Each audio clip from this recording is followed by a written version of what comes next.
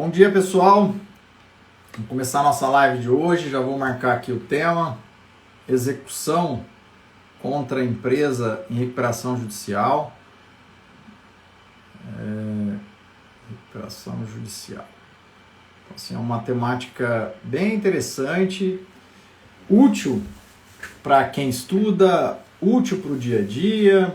Então, assim, tem uma utilidade ímpar esse tema. É um tema extremamente relevante no dia a dia, principalmente nesses momentos assim de crise, que a gente sabe que muitas empresas ou pedem falência ou hoje em dia inicia com a recuperação judicial, e é importante a gente saber o que a gente faz com o nosso processo, né? Bom dia aqui o pessoal, Regina, professor Fagner, estou te devendo uma resposta hoje, né, professor? O Paulo está por aí também, Maria Catarina, Tatiana, todo mundo aí chegando, só esperar mais um pouquinho. Marcelo, bom dia também. Pessoal chegando para a gente falar um pouquinho da sistemática da execução contra a empresa em recuperação judicial. Esses dias eu gravei uma aula lá no nosso curso Vitória na Execução Trabalhista sobre essa temática e vieram alguns questionamentos e eu falei, olha, eu vou falar um pouquinho para o pessoal a respeito dessa temática, porque eu acho que ele é bem importante, a gente vê no dia a dia, a nossa atuação até no Ministério Público, várias empresas se submetem a esse processo de recuperação judicial, e isso então é relevante, tá bom? Sem maiores delongas, vamos começar aqui a nossa live para falar um pouquinho dessa temática, e para iniciar essa temática, me permitam, eu só gostaria de iniciar falando da própria finalidade da recuperação judicial, que está lá no artigo 47 da Lei 11.101, e aqui eu vou ter que ler esse dispositivo. Diz o seguinte: a recuperação judicial tem por objetivo viabilizar a superação da situação de crise econômica financeira do devedor, a fim de permitir a manutenção da fonte produtora, do emprego dos trabalhadores e dos interesses dos credores, promovendo assim a preservação da empresa, sua função social e o estímulo à atividade econômica. Por que eu comecei por esse dispositivo? A gente verifica por esse dispositivo que o foco central da recuperação judicial é manter a empresa viva. Ela passa por uma incapacidade financeira, vamos dizer assim, mas o patrimônio dela ainda é maior do que os débitos. E a partir daí, diferentemente da sistemática antiga que nós tínhamos lá da concordata, a gente viabiliza que ela possa fazer um plano que, com base no patrimônio dela existente, é capaz de suportar o pagamento daquele plano e, consequentemente, manter a sua atividade, manter lá os empregos, dentre outros aspectos. Esse dispositivo, ele é prioritário na análise da recuperação judicial, especialmente quando é feito pelo STJ. E por que eu já estou começando falando do STJ? Ó, o professor Miziara aqui. Bom dia, Miziara. Amanhã eu estou contigo, né, lá na Escola Trabalhista. Amanhã a gente tem uma live do professor Miziara, já adiantando para vocês. Tá com raiva da foto dele, que agora ele está mais bonitinho, né? Mas amanhã a gente tem uma live lá na Escola Trabalhista falando das principais decisões do TST em 2021, tá? Todo mundo convidado, 11 horas da manhã. Mas voltando aqui à nossa temática, quando a gente fala de recuperação judicial, é importante a gente já iniciar falando do STJ, porque a recuperação judicial, ela, na maioria dos casos, gera um conflito de competência entre um juiz do trabalho, que quer pagar os credores trabalhistas, e um juiz da recuperação judicial, que quer manter o patrimônio, de certo modo, da empresa para que possa pagar todos os credores e não só os trabalhistas. E aí a gente acaba tendo conflito de competência. E quando a gente tem conflito de competência entre um juiz do trabalho e um juiz da justiça comum, quem decide é o STJ. E aí é o posicionamento do STJ que vai prevalecer neste caso. E eu parto, portanto, do pressuposto, já iniciando a nossa live neste posicionamento do STJ, que nós vamos ver diversos diversas decisões do STJ, porque quem vai dar o ponto final a essa sistemática é o STJ. E quando ele vem interpretar os dispositivos, ele inicia no artigo 47. E a ideia do STJ, por ser evidentemente mais conectado à justiça comum, é uma visão muito mais de preservação da empresa do que de pagamento dos créditos dos trabalhadores. Então, para nós que atuamos na seara trabalhista, às vezes a gente fica indignado com a posição do STJ na recuperação judicial ou na falência, porque a nossa visão é, evidentemente, realizar o pagamento dos credores. Mas a do STJ nem sempre é direcionada aos credores trabalhistas. E o objetivo dela, o foco principal, é a da preservação da empresa com base nesse dispositivo. E aí é interessante, então, a gente destacar que quando eu tenho um processo já ajuizado na Justiça do Trabalho, discutindo lá, você tem o seu processo trabalhista, você está ali na ação trabalhista e de repente vem lá o deferimento de uma recuperação judicial. O que acontece com o meu processo? A Justiça do Trabalho, ela tem competência até a decisão de liquidação. A sistemática do artigo 6º da Lei 11.101, ela vem e estabelece que a Justiça do Trabalho, a competência vai até a decisão de liquidação. Até chegar na decisão de liquidação, é bom que já se diga, e nós vamos ver isso daqui a pouquinho, quando eu tenho o deferimento do processamento da recuperação judicial, a gente acaba tendo uma suspensão dos processos em face daquela empresa. Só que essa suspensão, ela só atinge aqueles processos que já estão em fase de execução. Se você está com um processo seu na fase de conhecimento, vai ter uma audiência e teve deferimento da recuperação judicial, não se preocupe. O seu processo continua normalmente. A suspensão vai atingir tão somente aqueles processos que já estão na fase de execução. Mas e se meu processo está antes? Ele continua e a competência da Justiça do Trabalho, como eu disse, vai até a decisão de liquidação. Uma vez decidido qual é o valor do crédito que eu tenho que receber, aí eu tenho que habilitar este crédito lá no juízo da recuperação judicial, entrando no plano de pagamento feito lá e aprovado pelos credores. Então a ideia é qual? A Justiça do Trabalho, ela tem competência para definir quais são os direitos do trabalhador. Então o processo continua, tem instrução, julga normalmente, ela que vai definir se tem horas extras ou se não tem horas extras, continua a competência do trabalho, sentenciou, transitou em julgado, estamos fazendo a liquidação, definiu então qual é o montante devido, eu vou lá para o juízo da recuperação judicial e peço que meu pagamento seja feito lá. Mas é interessante a gente destacar mais um aspecto aqui neste ponto, que é o quê? A possibilidade de eu fazer uma reserva antecipada. Porque vocês podem ter lá um processo, como eu disse, na fase de conhecimento. E aí eu tenho uma decisão judicial, então, por exemplo, eu tenho uma sentença. E essa sentença fala que o meu cliente, então você é advogado, teu cliente tem direito a R$35 mil, numa ideia lá de uma previsão, uma provisão lá que o juiz fez. Estabeleceu ali e houve aquela condenação. A empresa recorreu, interpondo recurso, hoje em dia, até mesmo sem pagar depósito recursal, interpôs o recurso. Você pode ir para a execução provisória, evidentemente, e fazer ali também a liquidação provisória. Mas nesse intervalo de interposição de recurso, você está vendo que vai ser aprovado lá o quadro geral de credores e já vai começar a se estabelecer lá o pagamento daqueles credores lá na recuperação judicial. E pode acontecer de você ficar para trás e depois você ter que entrar créditos extraconcursais e demorar mais para você receber ou até mesmo saber se vai ter bens ou não. Porque pode acontecer de um determinado momento essa empresa vir e não conseguir cumprir o plano e convolar lá em falência. O que você pode fazer neste caso? Você pode pedir a reserva de forma antecipada.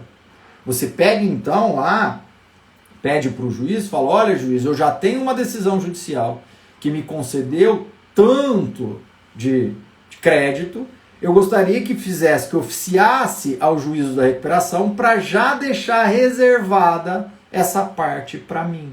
Então é plenamente possível que se faça essa reserva antecipada e se você é advogado de reclamante, peça essa reserva antecipada. Ela vem no artigo 6º, parágrafo 3º da lei 11.101, tá? Então é uma sistemática importante, porque como a competência da Justiça do Trabalho vai até a decisão de liquidação, antes disso você já pode pedir que deixe reservado provisoriamente um valor para ser pago o crédito do seu cliente, tá?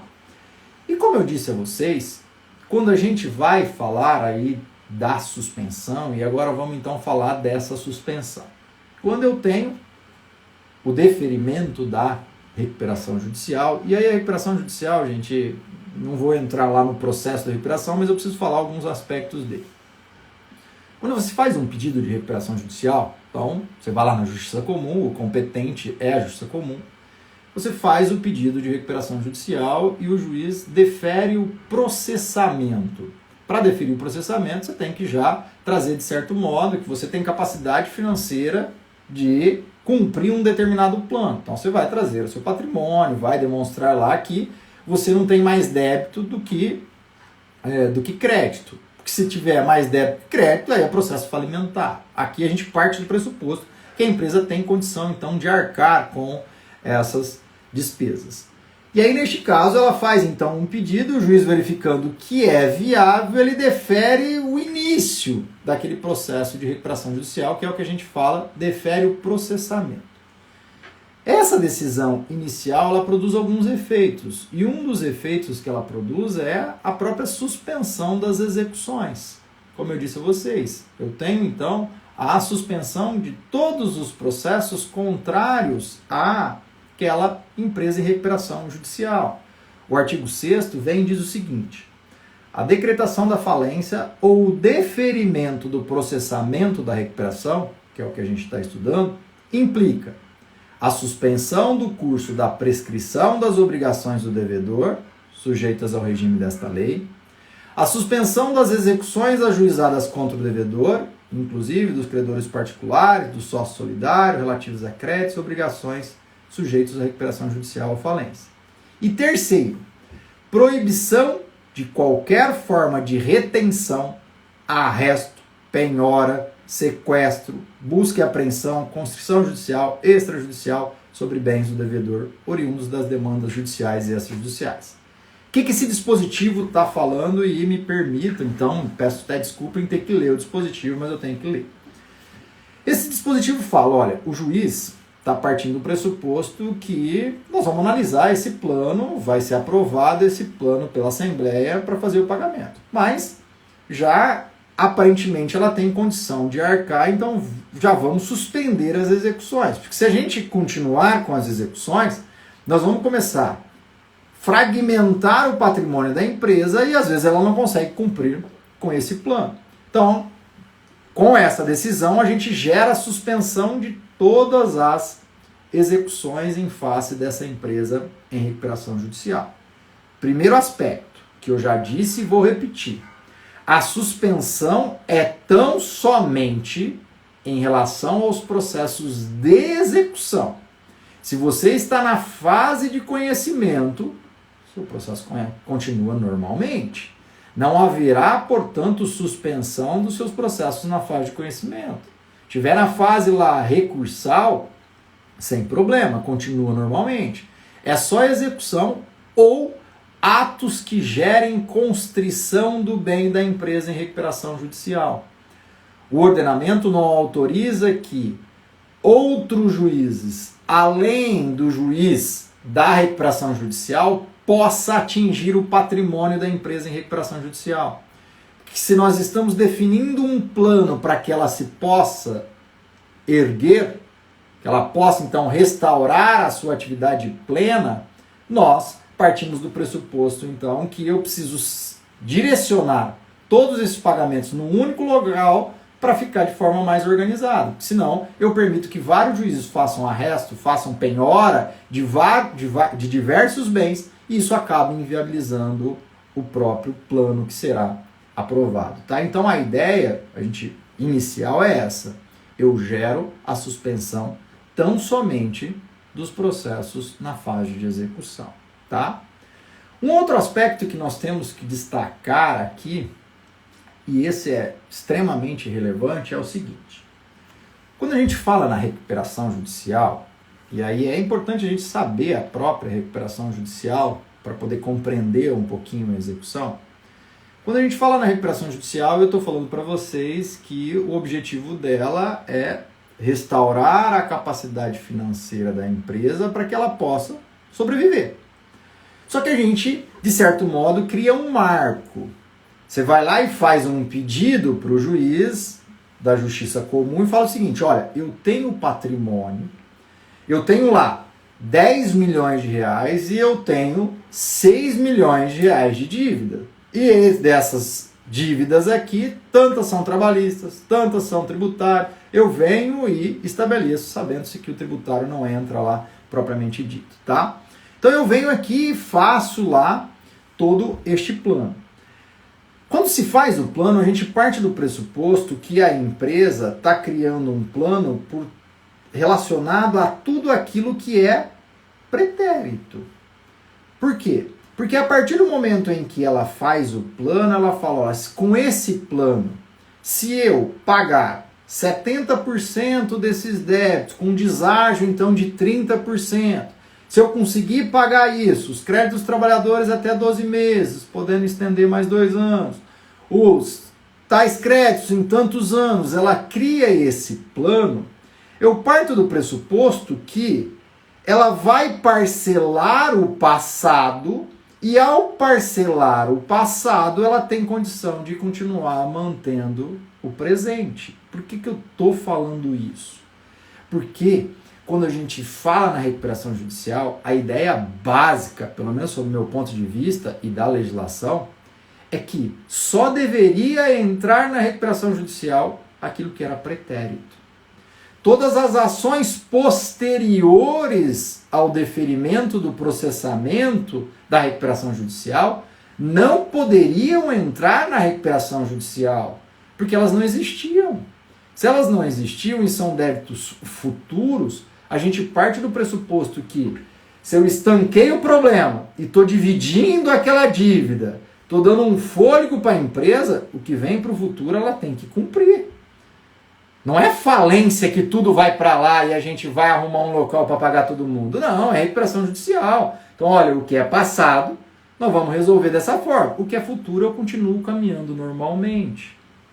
Partindo desta ideia, e com base no artigo 49 da Lei 11.101, tudo que é anterior ao deferimento, e aí há uma discussão se é do pedido ou se é do deferimento, mas vamos partir do pressuposto aqui que é do deferimento, tudo que é anterior entra na recuperação judicial. É por isso que as empresas, e aí as grandes empresas, quando elas fazem um pedido de recuperação judicial, o que elas acabam fazendo? Dispensam um monte de empregado. Ela dispensa um monte de empregado antes, e aí ela entra com a recuperação judicial na semana seguinte. Porque todos os débitos anteriores vão entrar na recuperação, ela vai pagá-la de forma parcelada. E os posteriores ela deveria já pagar imediatamente. Então essa é a ideia da própria lei. No entanto, o STJ não entende desta forma. O STJ entende que tanto os débitos anteriores como os posteriores vão se submeter à recuperação judicial. Os anteriores pagos dentro do plano, porque como são anteriores, ele já vai estar descrito lá no plano como vai ser o pagamento. Os posteriores entram como créditos extraconcursais. O STJ tem então esse entendimento de que, olha, se eu for permitindo que entre outros débitos em face daquela empresa, neste caso, eu posso acabar inviabilizando o próprio cumprimento do plano.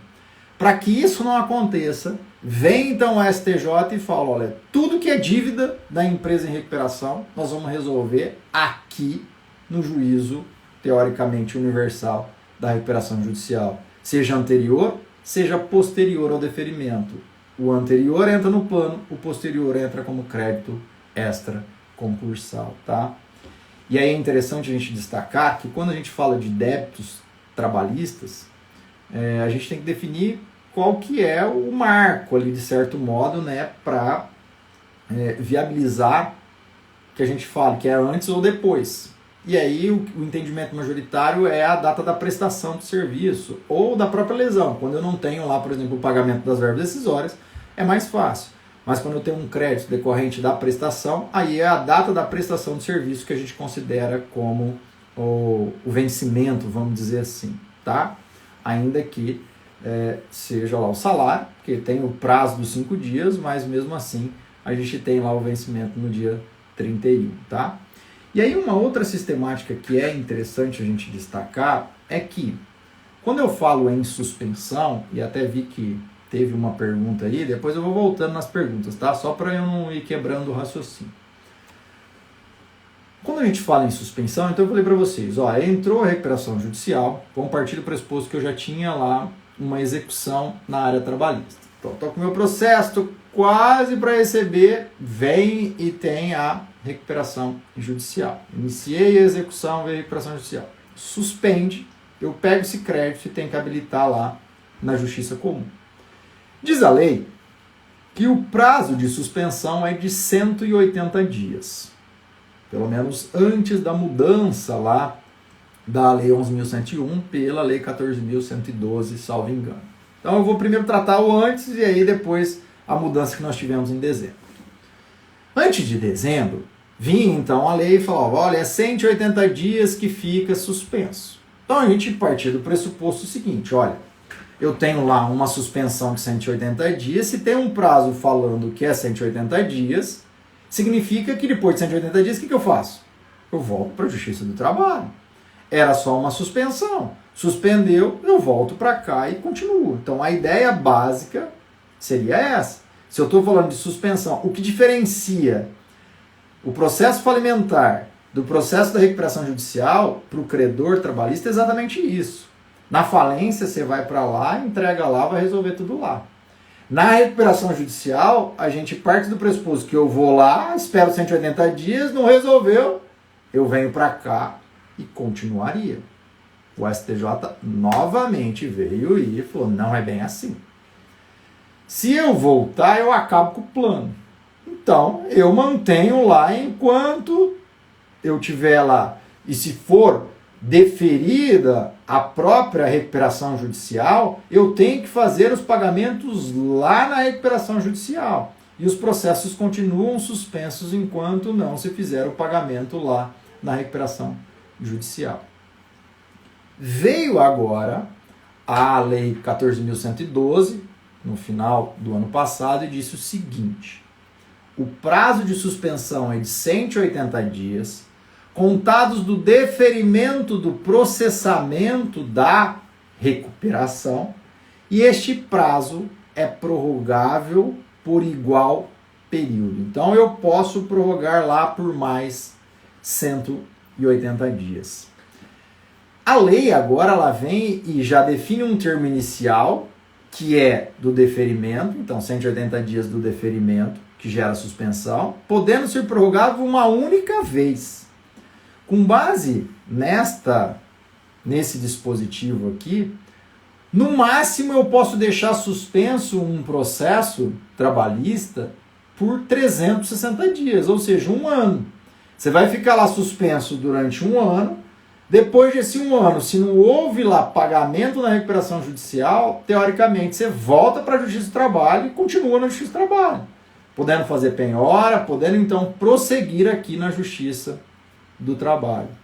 Num contexto puramente legal, é deste modo que estabelece então a legislação, permitindo que a gente possa prorrogar essa suspensão.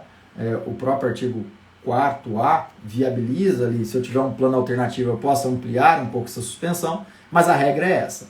A regra é 180 mais 180 não posso então prorrogar mais esse prazo. Mas aí, o que eu acho a respeito disso? Particularmente eu acho que o STJ não vai mudar o posicionamento dele.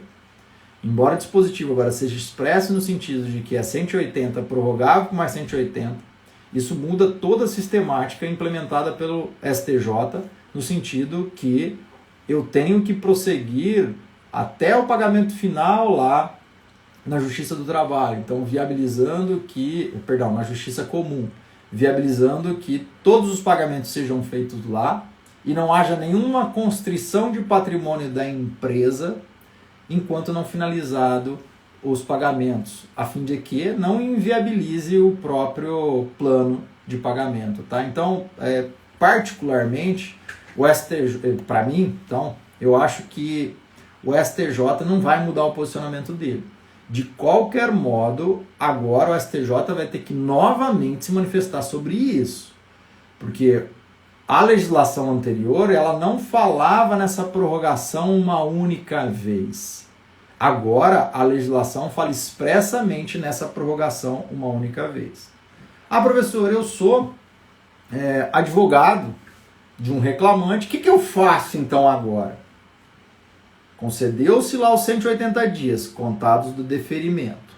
Se o juiz lá da recuperação judicial deu mais 180 dias, deu 360 dias, vem no juiz aqui da Justiça do Trabalho e fala: olha, juiz, já deu o prazo lá da sistemática do artigo 6º, parágrafo 4º, já deu 360 dias, vamos continuar aqui na Justiça do Trabalho. E a partir daí é que a gente vai começar a ter problemas de conflito de competência. Porque o juiz do trabalho vai interpretar esse dispositivo da forma que me parece mais adequada, que é, olha, só pode ficar suspenso 360 dias. Se ultrapassou esse prazo, vamos voltar aqui. Então aí essa ideia é que, olha, acabe logo lá esse processo de recuperação judicial. Se demorar muito lá, a gente continua aqui na Justiça do Trabalho. Então, em resumo, se você é advogado de reclamante, exequente, ultrapassou o prazo de 360 dias, vem aqui na Justiça do Trabalho e pede para o juiz prosseguir, tá? Só uma observação, que talvez o STJ possa também caminhar nesse sentido, que é qual? Se já aprovado o plano pela Assembleia Geral de Credores, o juiz já deferiu a própria recuperação, e não o processamento, mas a própria recuperação. Então, já está tudo aprovado e estabeleceu-se que o pagamento dos créditos trabalhadores vai ser pago em 12 meses, e o seu crédito já está inserido lá para pagamento, aí nesta hipótese me parece que o STJ não vai deixar voltar para a Justiça do Trabalho. No máximo, a gente vai conseguir voltar para a Justiça do Trabalho se ainda não tiver aprovação de nada. Então, se ficar demorando demais o processo de recuperação, a ideia é, olha, não fique demorando demais, você não pode demorar mais do que um ano, tem que resolver dentro desse um ano. Se não resolveu, vem para a Justiça do Trabalho. Tá bom? Um outro aspecto aqui que queria trazer para vocês, e até entrando aqui num ponto importante, que eu vi até algumas perguntas, e já adiantando, que é o quê? Quais alternativas que eu acabo tendo para não ir lá para o juízo da recuperação judicial? Porque, por óbvio, que o exequente não quer ir lá. Você não quer entrar nesse plano, demorar nessa ideia da recuperação judicial e depois receber ainda em 12 parcelas, sei lá quando você vai receber isso direito. Enfim, a tua ideia, às vezes, é ficar aqui na Justiça do Trabalho. Você pode ficar aqui na Justiça do Trabalho e continuar com o seu processo? Pode, desde que você não continue em face da empresa em recuperação judicial. O que eu quero dizer? Se você incluir uma empresa do grupo econômico, por exemplo, que tem responsabilidade solidária, o próprio TST entende que eu não preciso nem de incidente para colocar a empresa do grupo econômico. Nesta hipótese, como não é a mesma empresa, nesta hipótese, eu posso, então, redirecionar a execução em face de uma empresa do grupo econômico. E aí, tanto o STJ como o TST, inclusive o TST, lá no artigo 115 da Consolidação dos Provimentos Gerais da Justiça do Trabalho, ele fala expressamente que não se aplica o processamento lá de execução contra a empresa de recuperação quando eu redireciono a execução em face de uma empresa do grupo econômico. Então, nesta hipótese, como de certo modo eu estou até beneficiando a empresa de recuperação, porque deixa de ter um débito para ela e vai lá para em outra empresa do grupo, nessa hipótese é possível então incluir esta outra empresa. E repito, este é entendimento tanto do STJ como do TST. E do TST lá no artigo 115 da Consolidação dos Provimentos Gerais da Justiça do Trabalho. Viabiliza expressamente que eu possa redirecionar a execução em face de uma empresa do grupo econômico. Aqui, mesmo em Ribeirão Preto, uma determinada ocasião, eu participei de um processo até, inicialmente ia ser feito, entrei com uma ação e nessa ação viabilizando o pagamento de diversos trabalhadores, e a empresa entrou em recuperação judicial. E ela tinha 3 empresas do grupo econômico. Ela entrou com 2 empresas com a recuperação judicial e deixou uma de fora, que era a mais saudável. Quase que ela quebrou essa terceira empresa, porque todo mundo colocou aquela terceira empresa lá como responsável pelo pagamento das outras. E aí essa terceira empresa também acabou entrando lá no plano de recuperação judicial, a fim de que se fizesse ali o pagamento, tá? E eu posso colocar o sócio?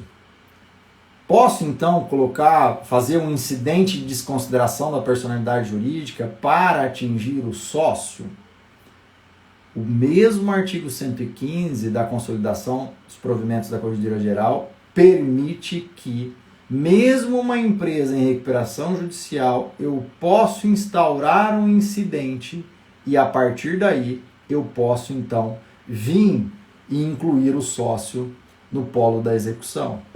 E neste caso, se eu colocar o sócio no polo da execução, eu não vou para a recuperação judicial, porque aí eu vou estar aqui atrás do próprio sócio desta empresa. Então é plenamente possível instaurar um incidente de desconsideração.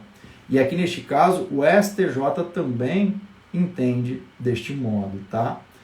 O que nós vamos ter de problema, um pouco mais agora, especialmente com a chegada da Lei 14.111, é que a Lei 14.112 de 2020, lá de dezembro de 2020, ela veio e criou algumas restrições.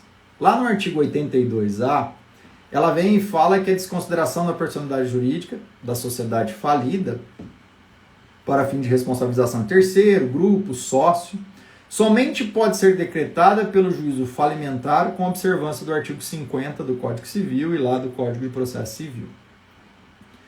Esse dispositivo ele é direcionado para a falência. Então, se tiver alguma discussão, é relacionado à falência. E, a meu juízo, essa sistemática é quando a desconsideração é feita lá pelo juízo falimentar e não quando ocorre aqui pela Justiça do Trabalho. Mas abstraindo essa discussão, porque eu não vou entrar na falência, estou falando da recuperação judicial, na recuperação judicial não se aplica o artigo 82A, parágrafo único, porque esse dispositivo ele é dirigido, repito, à falência, ele está no capítulo da falência. Tanto é que ele fala que é vedada a extensão da falência de seus efeitos, então ele está falando de falência e não de recuperação judicial. Portanto, a gente continua autorizando o incidente de desconsideração da personalidade jurídica aqui na seara trabalhista quando se trata de recuperação judicial e aí não há maiores problemas. Um segundo ponto que poderia gerar discussão e que na falência vai gerar é que mesmo incluído aqui o incidente de desconsideração na Justiça do Trabalho, eu posso me valer da teoria menor. Ou seja, basta a incapacidade financeira ou a insuficiência financeira da empresa que eu posso atingir o patrimônio do sócio, como a gente sabe que na teoria menor estabelece isso, lá pelo artigo 28 do Código de Defesa do Consumidor. O artigo 85A, parágrafo único, diz que não.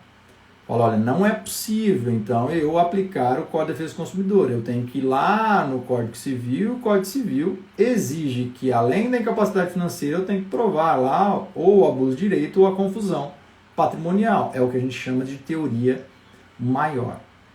No caso da recuperação judicial, repito, eu não aplico esse dispositivo. A gente continua aplicando lá a sistemática do artigo 28 do Código de Defesa do Consumidor. Basta a incapacidade financeira que vai viabilizar, então, o incidente de desconsideração.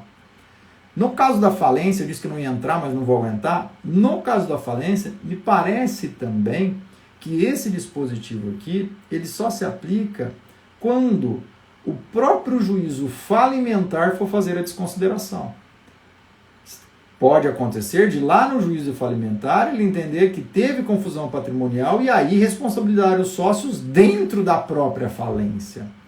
Quando a gente estiver falando de uma desconsideração individual num processo trabalhista, este incidente me parece que vai ser feito na Justiça do Trabalho e vai ser aplicado aí a mesma sistemática que a gente já tem hoje em dia da teoria menor, tá bom? Deixa eu aqui ver algumas perguntas aqui, porque a gente vai complementando o que eu falei, que vocês no dia a dia podem me trazer bastante coisa. Embora empresa de recuperação judicial é uma temática boa, muita gente atua e a gente atua todos os dias aqui, a gente tem execução contra empresa em recuperação judicial. Hoje tem mais empresa de recuperação judicial do que em falência, né? E aqui a Cibele fala quando a gente tem uma responsável subsidiária. Cibele, se você tiver uma responsável subsidiária, para você atingir a empresa subsidiária, basta que não haja o pagamento lá pelo principal. Então, se você fez lá, tem a decisão de liquidação, e aí, teoricamente, você teria que ir habilitar esse crédito. Como ela está em recuperação judicial, não vai ser feito o pagamento. Então você já teve a impossibilidade de pagamento pela empresa principal. Nesta hipótese, você já pode pedir que a execução seja redirecionada para a empresa responsável subsidiária e aí você não precisa se habilitar lá na recuperação judicial, tá? A única coisa é que você vai direcionar a sua execução já para a responsável subsidiária, por exemplo, o tomador de serviço, né? Um outro questionamento aqui, o Luciano pergunta se ultrapassado o prazo de 180 dias, sem quitação do crédito, poderá reativar a execução trabalhista. Expliquei isso, acho que por uma interpretação atual dos dispositivos, a gente tem 180 mais 180, ultrapassado isso, eu posso voltar para a Justiça do Trabalho. Aparentemente não vai se autorizar retornar para a Justiça do Trabalho quando já tiver aprovado o plano e tiver deferida a recuperação judicial. Porque aí já está estabelecido como é que você vai receber. Olha, você vai receber em 12 parcelas de R$2.000 a partir do dia tal. Então aí nessa hipótese me parece que a gente já tem aí o regramento já estabelecido. E aqui, gente, me permitam fazer mais uma observação, uma complementação nesse aspecto. Lá na lei de recuperação judicial, ela fala que, abstraindo ali o salário dos últimos 3 meses, a gente vai pagar os créditos dos trabalhadores em 12 meses, permitindo hoje em dia que seja lá majorado por até 2 anos, o que gera discussão aí se é total 3, total 2. Me parece que a gente pode estender mais 2, como o próprio professor Miziara vem e estabelece, né? Só que a gente só pode estender quando eu for pagar o valor integral, aí tem todo um regramento lá. Mas vamos aqui pensar no prazo de 1 ano. Então lá eu vou fazer um plano para pagamento dos créditos trabalhadores 1 ano e eu tenho uma execução trabalhista lá, que vai ser paga. Como é que eu conto esse prazo de 1 ano? Porque a lei fala que é 12 anos, mas ela não tem termo inicial.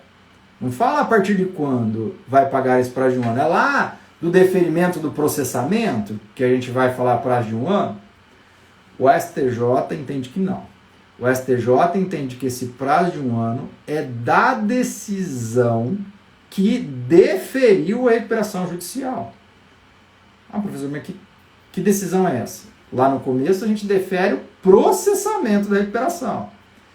Processou, tem assembleia, aprova lá, os credores aprovam o plano, cada um lá com sua titularidade e tudo mais, aprovou o plano, o juiz vai vir e vai deferir a recuperação judicial. Falou, agora nós vamos cumprir deste modo, se cumprir, vai extinguir e tudo mais. Tem então lá a decisão de deferimento. É a partir dessa decisão que o STJ entende que é a partir daí que eu conto o prazo de 12 meses para pagamento dos créditos dos. trabalhadores. Tá bom? Aí aqui, uma outra, se a execução é iniciada contra os sócios, aí fica na Justiça do Trabalho, como a gente já falou, tá? Então, como advogado do reclamante, já liquidada a condenação, deve pedir junto ao juízo da recuperação habilitação de crédito? Rosana, aqui é boa a sua pergunta, que a gente pode fazer de duas formas.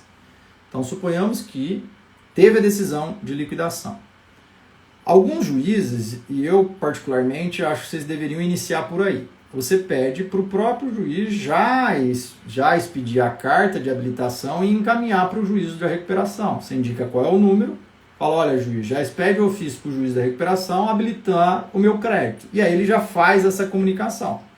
Alguns juízes não permitem isso. Aí neste caso, você pede para ele expedir a sua carta de habilitação, que ele vai estabelecer qual é o valor do seu crédito, lá os juros, correção, tudo que está já apurado até ali. E a partir disso você pega e leva lá para o juízo da recuperação e faz um peticionamento apartado lá como um terceiro interessado para a habilitação do seu crédito na recuperação, tá bom? É interessante destacar, gente, que até para vocês impugnarem lá na recuperação, se você já tiver uma ação em curso e você tomou conhecimento que teve a recuperação judicial, vai lá olhar no plano se o teu processo está nesse plano de pagamento, porque às vezes eles não colocam todos os débitos e tem que colocar. E aí você tem que pedir a inclusão lá neste plano para que seja feito o pagamento prioritário lá dentro desse prazo de 1 ano, tá? O Fabiano diz que entende que pode pedir a desconsideração caso o sócio não esteja no plano deve ser lá no plano da recuperação, né? Me parece que é possível, tanto num caso como no outro, você pode então colocar o sócio aqui pedindo a desconsideração. O credor trabalhista é obrigado a aceitar o deságio ou não? Muito interessante a pergunta da Maria Catarina aqui. Quando a gente fala em recuperação judicial, repito, a gente tem que ter um conhecimento de execução trabalhista e um conhecimento também de direito empresarial. Tem que saber da recuperação judicial. E lá na recuperação judicial, eu costumo dizer que a recuperação judicial ela vem tentar soerguer a empresa, mas me permitam a palavra, ela é um calote institucionalizado. Já participei de algumas assembleias de recuperação judicial e aí você fica incomodado. Porque chega lá, eles viram e falam assim, nós vamos pagar 70% dos créditos trabalhistas, por exemplo. E aí? Eu sou obrigado a aceitar 70%? Quando a gente vai analisar os créditos trabalhistas eles valem per capita. Então, cada um tem direito a um voto. E eu me recordo de uma ocasião que tinha um sindicato que representava 400 e poucos trabalhadores. Então, tinha lá uma recuperação judicial e o sindicato, como substituto processual, tinha um processo que tinha lá 400 e poucos trabalhadores. E os advogados da empresa ficavam rodeando ele. A gente lá como credor, eu estava como credor trabalhista, e na verdade ele era crédito do próprio Ministério Público do Trabalho, conversando com ele, olha, acho que esse plano do jeito que está, e explicando para ele votar para não aprovar o plano. Tinha que mudar o plano, porque ia ter um deságio e tudo mais. E aí os advogados da empresa enlouquecidos ao redor dele, porque se ele não votasse e aprovasse o plano, ele tinha muito voto e consequentemente não ia ser aprovado o plano. Mas, no fim dos ovos, lá frigir dos ovos, ele acabou aceitando e acabou aprovando. Pela maioria, então, teve a aprovação. Cada um com seu voto. Ele tinha 462 votos, acabou aprovando. A partir do momento em que houve a aprovação, você é obrigado a receber 70%. Você não tem mais discussão a respeito disso. Por isso que eu falo que é um calote institucionalizado. Se eles falam que vai pagar tanto, e os grandes escritórios hoje em dia de empresa de recuperação, antes de fazer toda essa análise, ele já conversou com os grandes credores. E aí eles já estabelecem lá como é que vai ser feito o pagamento, tá? A única exceção que nós temos aqui, Márcia, né? Maria Catarina. A única exceção que a gente tem é que agora é possível estender por até 2 anos, né? Então eu posso ter lá o prazo de 1 ano para pagamento, mas eu posso estender por 2 anos. Essa extensão dos 2 anos só pode ser deferida se o pagamento for integral. Então, nesta hipótese, não pode ter deságio. Então, se for autorizado o pagamento por mais 2 anos, então vamos partir do pressuposto lá da tese de 3 anos. 1 ano podendo ser estendido por mais 2. Então, 3 anos. Se ele vai fazer o pagamento em 3 anos, aí nesta hipótese, a própria legislação fala que para deferir essa extensão ele tem que pagar a integralidade dos créditos, tá? E aí, os créditos trabalhistas, ele não poderia então ter esse deságio, tá bom? O marco temporal é a condenação ou origem do débito? O Márcio aqui perguntou. Marco temporal, mas do que você está perguntando aqui, Márcio? Se for lá então aquele pagamento de 1 ano, como eu disse, é lá do deferimento deferimento da própria recuperação judicial, tá? A Ana Carol aqui, outro caso. Habilitei o crédito líquido da autora na recuperação judicial da subsidiária. Contudo, não habilitei meus honorários. Posso continuar a execução trabalhista em face do empregador principal? E aí você vai, então, e o empregador principal, ele tem patrimônio? Se ele tiver patrimônio, você não habilitou lá, você pode, então, prosseguir aqui com os honorários em face da empresa principal. Você só corre o risco do juiz não aceitar, porque é um crédito subsidiário, vamos dizer assim, né? Derivado do próprio crédito principal. E aí, nesse caso, pode acontecer do juiz não concordar que você prossiga aqui na execução trabalhista. Aqui tem mais um questionamento. Ótimo assunto da live. Sou advogado trabalhista e atuo em empresa de recuperação e vejo dificuldade na prática desse assunto. É bem difícil mesmo, é um tema bem interessante. As constrições em face da empresa de recuperação judicial já não é pacífico no STJ, que não pode, pois o juiz universal é o único que pode dispor deles. Ela faz uma pergunta. Já não é pacífico o STJ, que não pode? Realmente, aqui, Ariane, né? Ariane, hoje o STJ, e principalmente agora com a lei 14.112, fala que qualquer ato de constrição da empresa em recuperação judicial fica suspenso. E o STJ tem um entendimento que sejam os créditos constituídos antes ou após o processamento da recuperação judicial, eu não permito atingir o patrimônio da empresa em recuperação. Então, o STJ, com o objetivo de preservar a empresa e preservar o plano, ele não autoriza que eu possa atingir patrimônio da empresa em recuperação.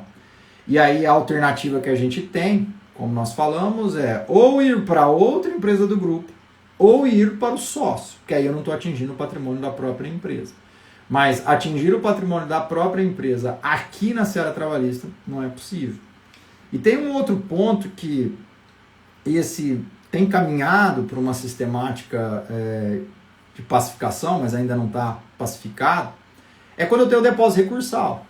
Então, suponhamos que eu tenha um depósito recursal e aí depois é deferido o processamento da recuperação judicial.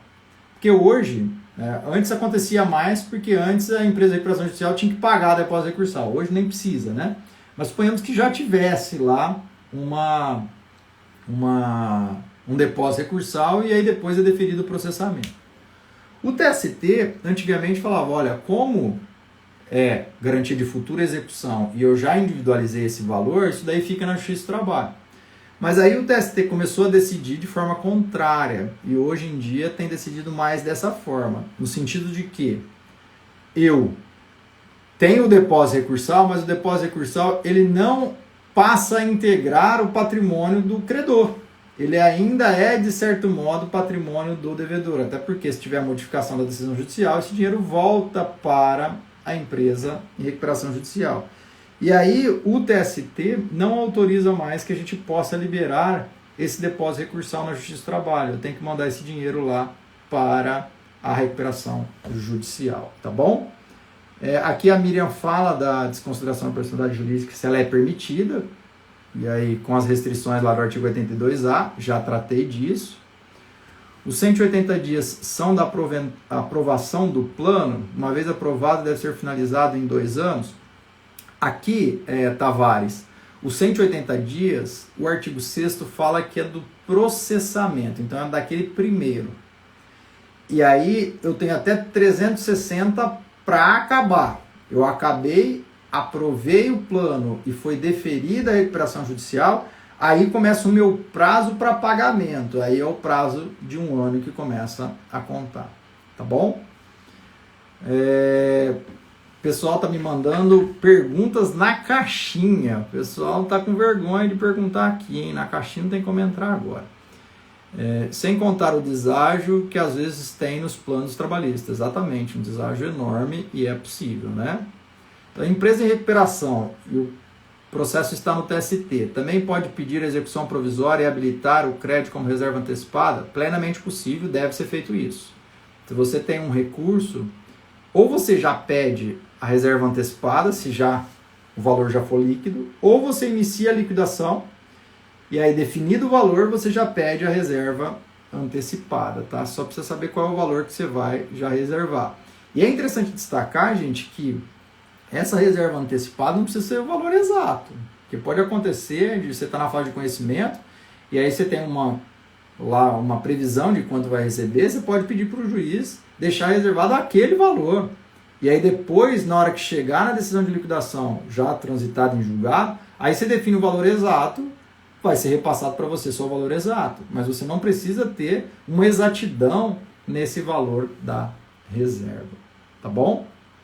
Pessoal, acho que era isso que a gente tinha. Tem bastante questionamento aqui. Eu vou até separar esses questionamentos para a gente discutir uma outra vez. Estou achando que é um tema bom mesmo, né? Para a gente discutir aqui. E convido vocês para participar ali. Ou amanhã eu vou fazer então. Hoje faço uma live lá na Escola Trabalhista. Quem vai ali mais direcionado a quem presta concurso público. Hoje faço uma live 5 horas da tarde com o professor Felipe Bernardes. Amanhã com o professor Rafael Miziara, às 11 horas da manhã. E também na quinta-feira faço uma outra live, todas lá na Escola Trabalhista. E aí trazendo aí aspectos de concurso público. Na semana que vem a gente fala mais de execução trabalhista e quem ainda não se inscreveu lá no nosso evento de penhora trabalhista, na semana da penhora trabalhista, que vai ser do dia 28 ao dia 30 de setembro, entre lá que nós vamos fazer um evento bem interessante. Aqui no meu próprio Instagram, vocês têm aí o local, ou lá no próprio Instagram do Vitória na Execução Trabalhista. Hoje nós temos um perfil específico para isso, para quem quer ver execução, a gente tem um perfil então específico para isso, eu, o Fabiano Coelho e o Antônio Humberto. Entre lá para que vocês possam fazer a inscrição deste evento também, tá bom? Pessoal, muito obrigado pela atenção e até a próxima semana.